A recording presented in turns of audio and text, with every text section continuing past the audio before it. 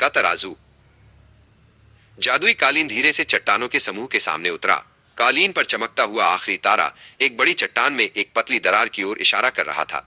रास्ता यहाँ होना चाहिए, शौर्य ने फुसफुसाते हुए कहा। पुरु ने कसकर उसका हाथ पकड़ लिया और दोनों दोस्त सावधानी से उस छिपे हुए प्रवेश द्वार की ओर बढ़े।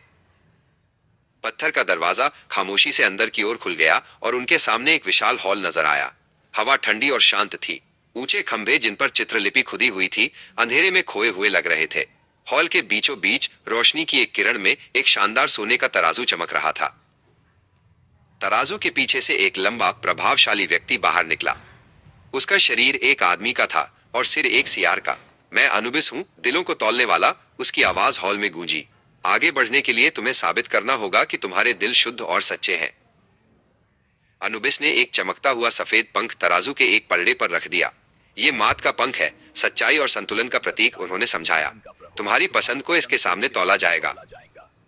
अचानक तराजू का दूसरा पलड़ा चमकते सोने के सिक्कों, जगमगाते गहनों और कीमती खजानों के ढेर से भर गया। खजाने की खनक ने उन्हें अपनी ओर आकर्षित किया। पुरु की सांसें रुक गईं, उसकी आंखें खजाने पर टिकी थीं। यही परीक्षा है, अनुबिस की आवाज गूंजी। खजाना चुनो और तुम्हारी यात्रा लालच में समाप्त हो जाएगी। सच्चाई चुनो और रास्ता दिखाया जाएगा। शौर्य ने सोने से नजरें हटा ली।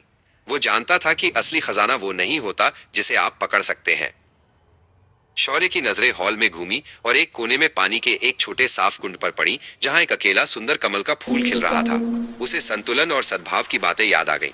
वो वहां गया और धीरे से फूल तोड़ लिया।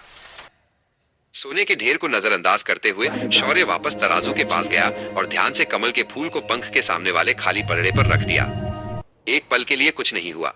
फिर एक धीमी संगीतमय झंकार के साथ तराजू धीरे धीरे एकदम बराबर हो गया। अनुबिस के बगल में एक और आकृति प्रकट हुई। उसका सिर आइबिस पक्षी का था और हाथ में लिखने की पट्टी थी। लिखा गया, ज्ञान के देवता। ठोठ ने उनकी सफलता को दर्ज करते हुए कहा, इनके दिल संतुलित हैं। तभी सरकंडों के सिंहासन पर एक राजसी आकृति उनके सामने प्रकट हुई। उनकी त्वचा हरी थी और उन्होंने एक महान राजा का मुकुट पहना हुआ था। मैं ओसिरिस हूं, उन्होंने कहा। उनकी आवाज दयालु और शक्तिशाली थी। तुमने खुद को योग्य साबित किया है।